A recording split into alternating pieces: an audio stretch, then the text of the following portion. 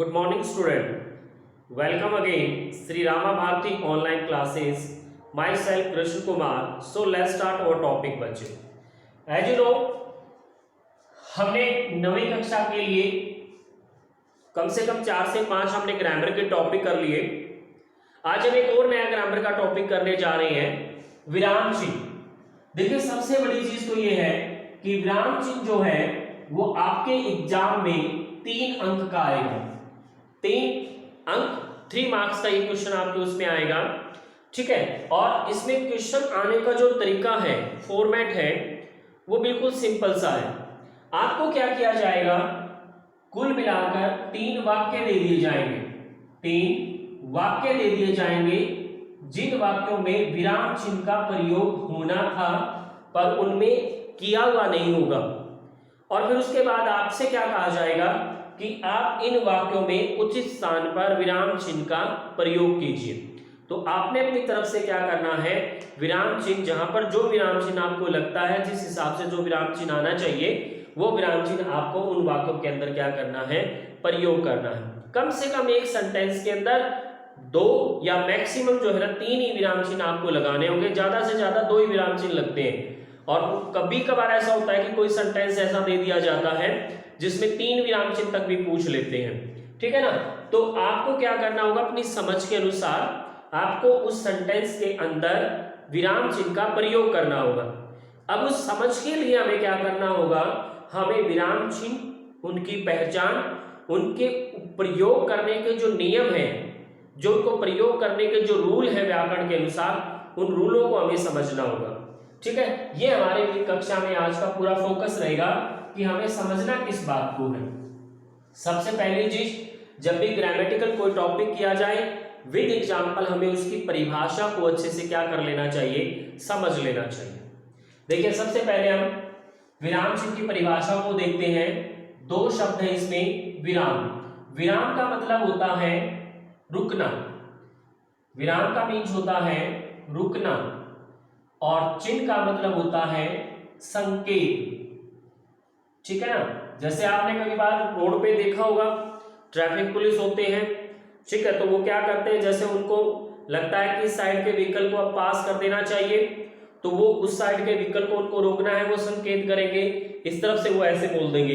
It means क्या है, उन्होंने इन लोगों को तो संकेत दे दिया कि आप चलिए, और उन लोगों को उनको एक संकेत दे दिया कि आप क्या हो जाइए, रुक जाइए. तो इस तरीके से रुकना, विराम चिन्ह मतलब संकेत. ठीक है, तो वो तो ट्रैफिक रूल की बात कर रहा हूं मैं, सड़क की बात कर रहा हूं. लेकिन हिंदी में विराम चिन्ह का क्या मतलब है. देखिए बेटा, हिंदी में विराम चिन्ह का क्या मतलब है कि जब भी हम किसी, कोई भी कहानी है, कोई भी पुस्तक है, कोई भी सेंटेंस है, कोई भी वाक्य है, जब हम उनको पढ़ रहे होते हैं, जब हम उनको पढ़ रहे होते हैं, हम पढ़ रहे होते हैं उनको, तो पढ़ते समय हमें क्या करना पड़ता है, कहीं कहीं पर रुकना पड़ता है. ठीक है, कहीं कहीं पर रुकना पड़ता है. अगर हम नहीं रुकेंगे तो हमारी बात क्या नहीं होगी, स्पष्ट नहीं हो पाएगी. क्योंकि हिंदी में एक चीज होती है, तान अनुतान बोलते हैं उसको. ठीक है ना. उन अनुतानों से क्या होती है, बात क्लियर होती है. एक चीज देखिए, तान अनुतान होती क्या है, एक ही सेंटेंस में जमीन आसमान का अंतर आ जाता है विराम चिन्हों के प्रयोग से. मैं इसकी परिभाषा बाद में बताऊंगा. अभी एक बार हम विराम चिन्हों के महत्व को समझ लेते हैं कि कितना इंपॉर्टेंस है इनका रोल. जब भी आप पढ़ रहे होते हो, उच्चारण कर रहे होते हो, पढ़ रहे होते हो, तो वहां पर विराम चिन्ह का कितना महत्वपूर्ण उपयोग है, एक बार इस बात को समझ लेते हैं. एक छोटा सा सेंटेंस, उसको मैं 3 बार लिख देता हूं, और उसमें 3 अलग तरह के विराम चिन्हों का मैं प्रयोग करता हूं. देखिए कितना अंतर आता है. मैंने लिखा राम अध्यापक है.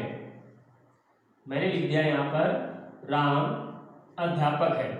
फिर से मैंने एक सेंटेंस लिखा, राम अध्यापक, वही सेम सेंटेंस, बिल्कुल कोई अंतर नहीं है, विराम चिन्ह बदल दिया आपकी बात.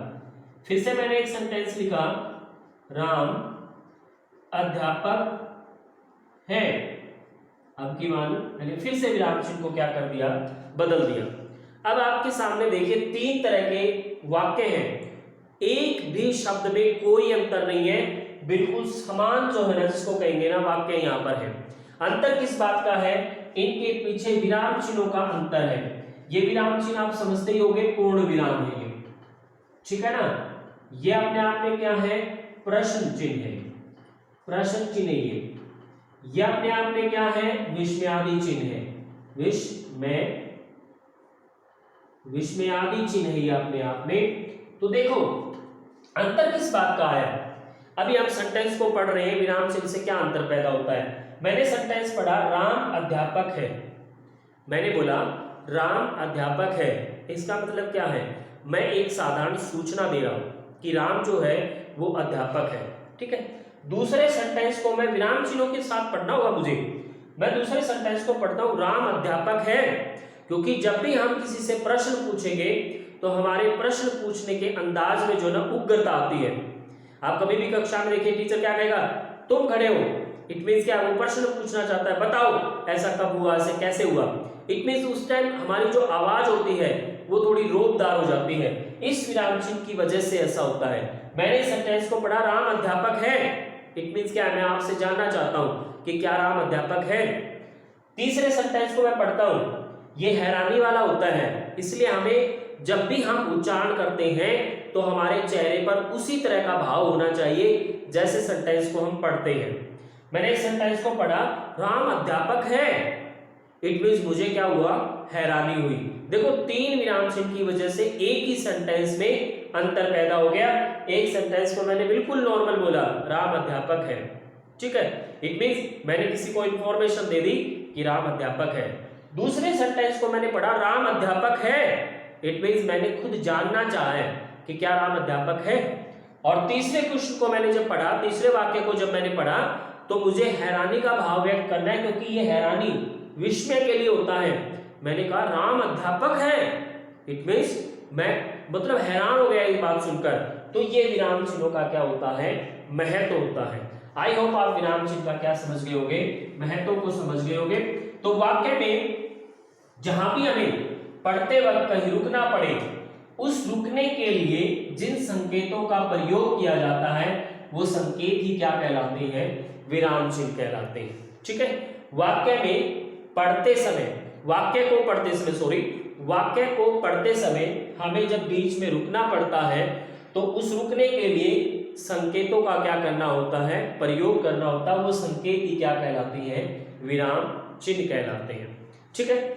जैसे एक उदाहरण देखिए आप, ये तो मैंने महत्व बताया था आपको। एग्जाम्पल देखिए, रोको मत जाने दो, ठीक है। उसके बाद रोको मत जाने दो, दोनों बिल्कुल समान सेंटेंस है, पर विराम चिन्ह में अंतर है। ये विराम चिन्ह लगे हुए, तो क्योंकि जहां पर विराम चिन्ह होगा हमें वहीं पर रुकना होगा। मैंने बोला रोको मत जाने दो, इस वाक्य को मैंने बोला रोको मत जाने दो। दोनों वाक्यों में क्या आ गया? एक जैसा वाक्य है, पर उनके अर्थ में क्या आ गया? अंतर आ गया। किसकी वजह से? थोड़ा सा विराम चिन्ह आगे पीछे क्या हुआ, पूरे के पूरे अर्थ को ही क्या कर दिया? बदल दिया। इस वाक्य ने क्या कहा? रोको मत जाने दो, क्योंकि इस विराम चिन्ह की वजह से मुझे ये बोलकर रुकना है अब, क्योंकि ये रुकने का क्या है? संकेत है, और रुकने के संकेत को ही क्या बोला जाएगा? विराम। आप रुक जाइए, मैं रुका थोड़ा सा, रोको मत जाने दो। अब की बार जब तक विराम चिन्ह नहीं है तब तक तो मैं कंटिन्यू बोलूंगा रोको मत, लेकिन अब मुझे रुकना पड़ा क्योंकि यहां पर विराम चिन्ह का प्रयोग है। मैंने कहा रोको मत जाने दो, ठीक है ना। तो इस तरीके से विराम चिन्ह की परिभाषा को आप समझ गए होंगे कि जब भी हम किसी सेंटेंस को पढ़ रहे हैं तो उस सेंटेंस को पढ़ते समय हमें कई बार कहीं पर रुकना पड़ता है, और उस रुकने के लिए किसका प्रयोग किया होता है? संकेतों का वहां पर प्रयोग होता है। वो संकेत ही क्या कहलाते हैं? विराम चिन्ह कहलाते हैं। ये परिभाषा उदाहरण सहित हो गई। अब सबसे बड़ी चीज है कि हमें मुख्य तौर पर किन किन विराम चिन्हों को सीखना है।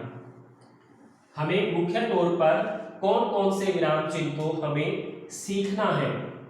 सबसे पहला विराम चिन्ह है पूर्ण विराम। पूर्ण विराम अपूर्ण विराम, पूर्ण विराम, अपूर्ण विराम, अल्प विराम, नंबर 4 अर्ध विराम, नंबर 5 प्रश्न चिन्ह, नंबर 6 विस्मयादि चिन्ह। हमें इन विराम चिन्हों को अच्छे से सीखना है। उसके बाद हमें एक विराम चिन्ह करना है। नंबर 7 हम करेंगे उद्धरण चिन्ह, उद्धरण चिन्ह को भी हमने करना है। नंबर 8 कोष्टक, कोष्टक चिन्ह। नंबर 9 हमें करना है योजक, योजक चिन्ह।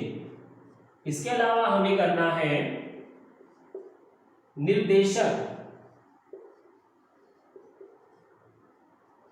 एक विराम चिन्ह हमें करना है त्रुटिपूर्ण, त्रुटिपूर्ण, ठीक है, या इसको हंस पद भी बोल देते हैं। एक विराम चिन्ह हमें करना है